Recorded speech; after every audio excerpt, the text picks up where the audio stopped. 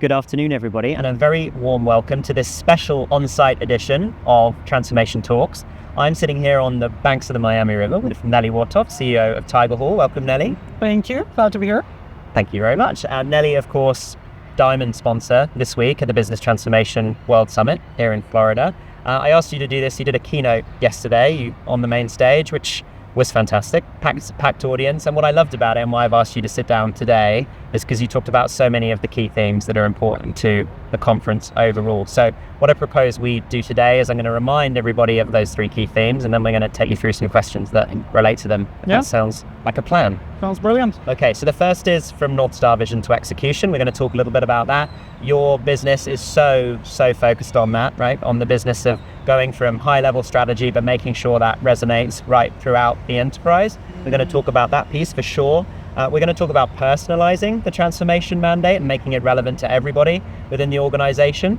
And we're going to talk a little bit as well about embedding that change expertise that a very small group of people often in that core team have, and how we can take that expertise and translate it right around the business. Sound good? Sounds perfect. Okay, so to get us started, transformation, specifically AI transformation, is very much facing exploding demand, I think was the phrase you used on the stage yesterday. So before we dive any deeper, how do you articulate the opportunity that change leaders have got right now to use that enthusiasm to drive a higher level of transformation value? Yeah, I think it's a very, very unique time for change and transformation leaders. And I was mentioning this yesterday as well. We've gone from a few years ago having had this conversation where it's like, what is transformation? Like there's something called a chief transformation officer, like really?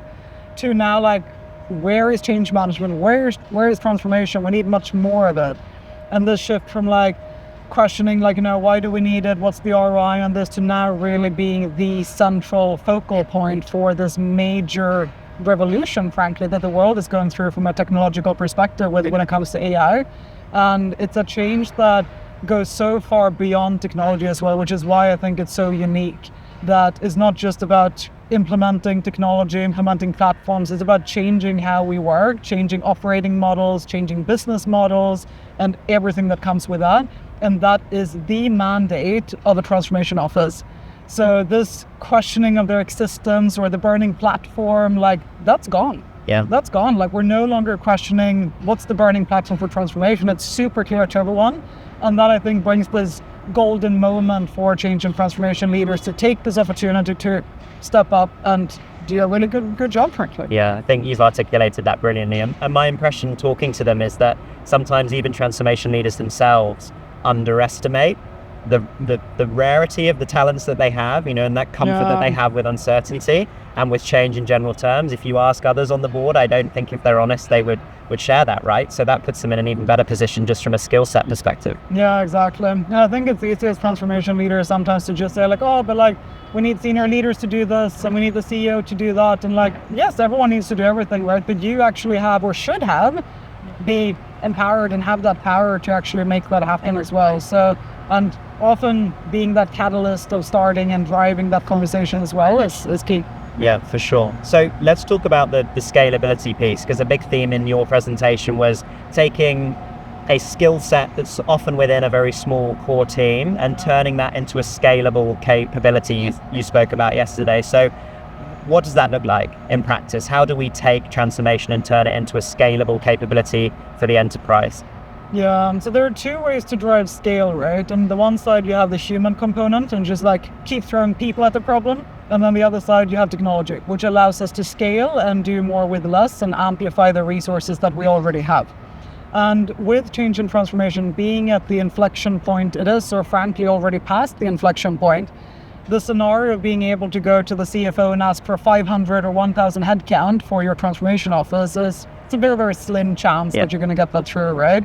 So instead of thinking of how do we scale this both through technology and amplifying the resources that we have in that small office, but further than that, how do we decentralize? Yeah. How do we make sure that everyone in the organization is able to drive change and transformation? And if we think of, for example, what Canva did for design or what Lovable did for engineers, where they moved people from an expert to everyone, that's what I think we need to do with change. We need to make it easier for everyone to drive change. it shouldn't be harder than hosting a meeting or doing a PowerPoint presentation or sending an email or doing comms, right? Like, change should be as easy as that. And I think that the profession many times are overcomplicating it with all the frameworks and models and methodologies, and the traditional approach has been very much to send everyone to do that. But I always say, like, you don't send a finance manager to a Medfic training, and you don't send your sales managers to take a CFA certification. So why would you send every single middle manager in your organization to take a change management certification? Yeah.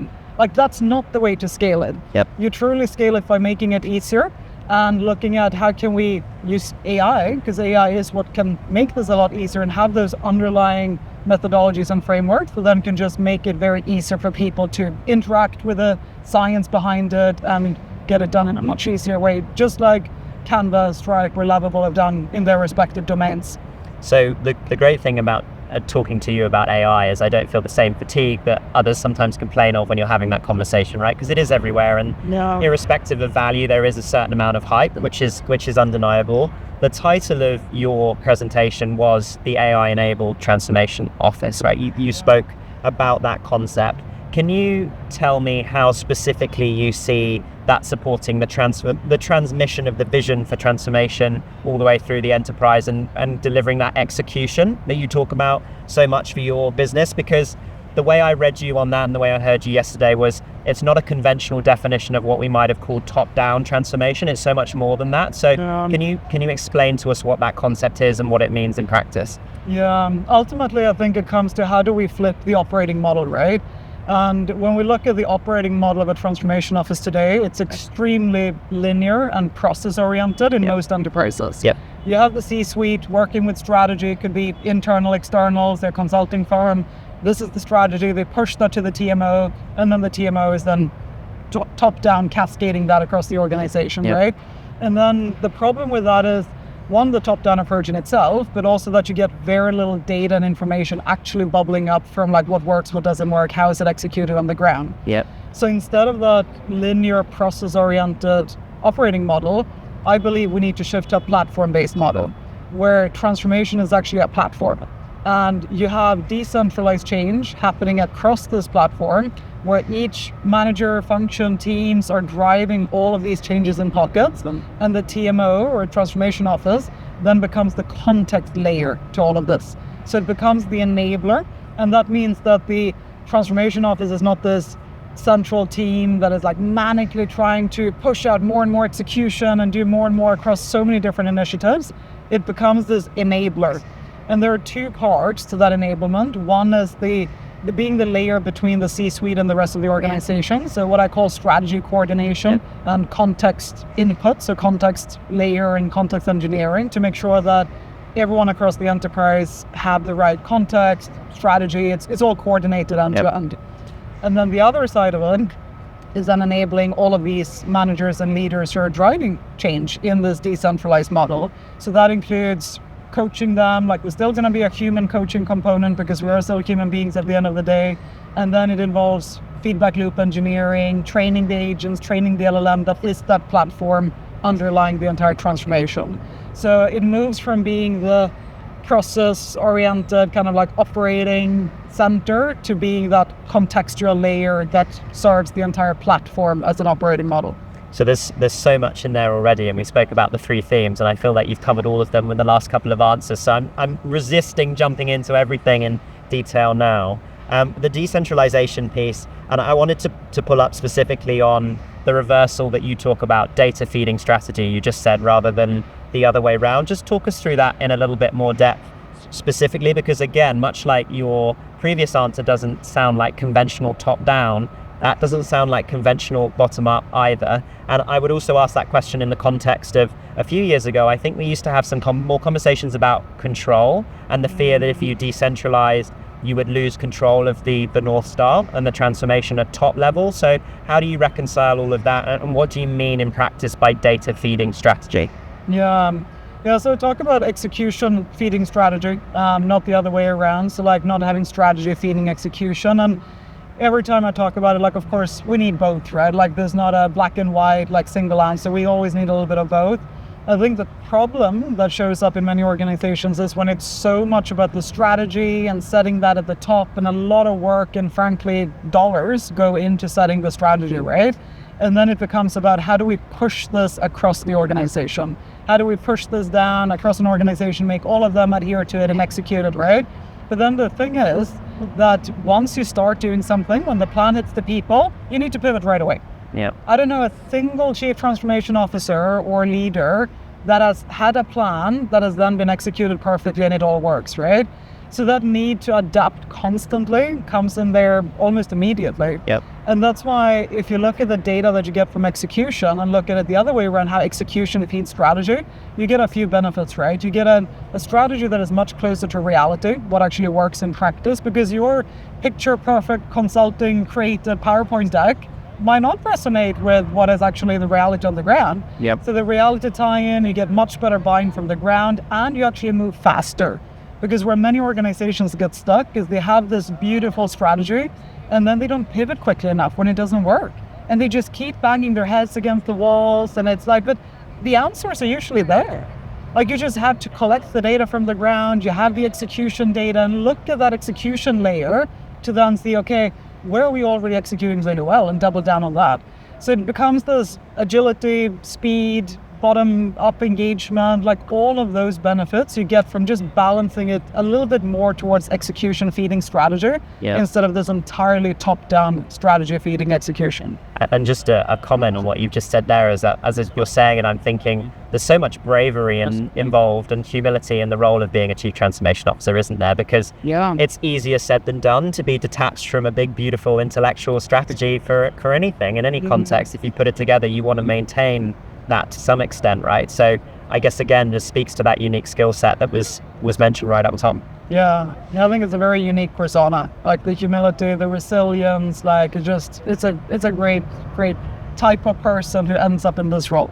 Yeah, for sure. So we started to talk about this, but the second theme was that theme of personalizing the transformation mandate, which I really enjoyed in your presentation, and it's linked into that topic of uncertainty, tolerance, and change fatigue. Those themes all seem to kind of blur together, at least a little in my mind.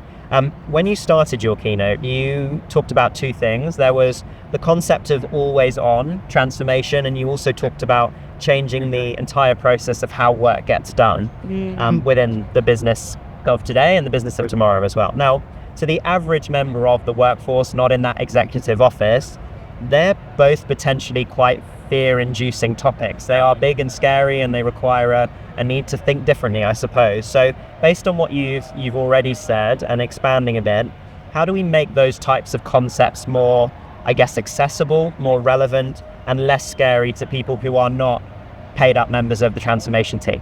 Yeah, and that's where personalization, as you mentioned, becomes so critical, right? Because it's when you think of personalization and personalizing strategy for the entire workforce, that's when you see relevance going up. And when relevance goes up, then adoption goes up, engagement goes up, and suddenly change fatigue goes down, right? So you have a multitude of benefits from a relevance perspective. And what is scary to someone is not scary to another, and vice versa. And that's another reason it's so key.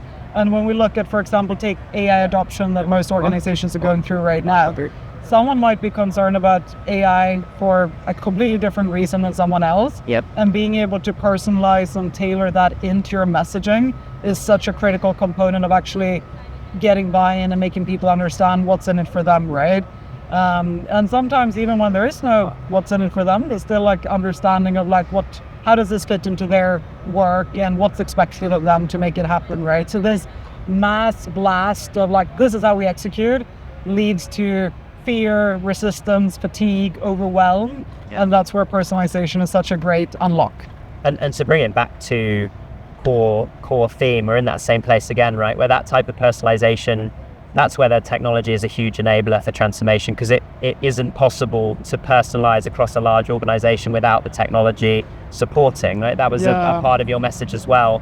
And another thing that stood out was your whole approach is very different to the standard. So there are so many, understandably, conversations at the moment about how transformation can support the rollout of AI within enterprise, but far fewer conversations like the one that you led, which was, well, how does AI improve the business of doing transformation. So maybe just invite you to talk a little bit more about that from a sort of big picture point of view, because it is a different message to the one that we're hearing in general terms. Yeah, it's funny, right? Like the transformation office is always tasked with rolling out AI. And then I'm like, but what AI are you using? And many times, like, they are not enabled by AI. There is no AI for them. Yeah.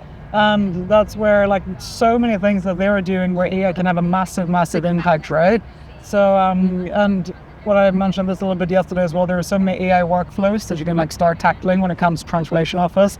But then ultimately that operating model that I spoke about with the decentralization, like, that's the true full capability of what AI can actually do for transformation as a whole. But even starting with just like workflows across execution, across planning, across analysis, like, it's right and perfect for AI to support. And I do think that transformation leaders need to start thinking about, like, also not like taking care of themselves, but also, like, like, we actually need some stuff to get our job done right as well, right? And they're really great with spending tons of millions and billions on consultants. How can you shift that into actually supporting yourself and building a long-term sustainable in-house capability to execute the same work? And presumably, I hadn't thought of this until now, but there's a credibility piece in there too, isn't there? Because I've seen and heard lots of conversations which are around leaders needing to be an example. And I suppose if the transformation team are going to have maximum impact, they have to be using the technology that they're rolling out. Yeah, exactly. And it's funny, like, many customers that we work with at Tigerhall, for example, Tigerhall is the first technology they're buying in their careers. So in 20, 30 years careers, they've never purchased technology. So it's time that they do a bit more for themselves. Yeah, for sure. And then to bring in that final theme, embedding change expertise across the enterprise. A reminder, that's about the fact that transformation teams are normally small, like you've said several times. It's very rarely a very large office, at least at core, and there isn't a lot of that human expertise to go around. So you address that as well, and how you can create the outsized impact. Now, a part of that is the personalization that you've been talking about, but I want to come back to something a bit more specific than that, because you talked about moving away from a process-based model and towards a platform-based model. Now, that to me seems maybe like where I guess you have to work the hardest potentially to win over change leaders, because most of them have a strong pedigree in process optimization, right? That's where this has developed from. That's the sort of the genesis of it, the gene pool. I'm not sure what the right expression would be.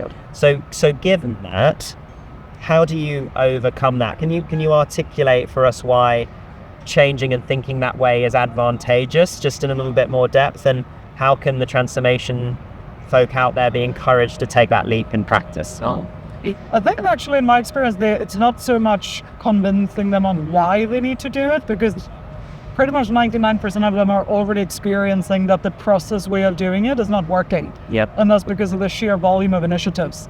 If you're a team of 4 or 5 people and you have 300 initiatives, you just cannot run it like a process, right? Where we have like this project mindset, you start and you end, you do everything ABC. Like, it needs to be a more continuous way of working. And that's where the platform concept comes in. So I think at least everyone I talk to is very much in the mindset of always on transformation. We need to find a way to scale it.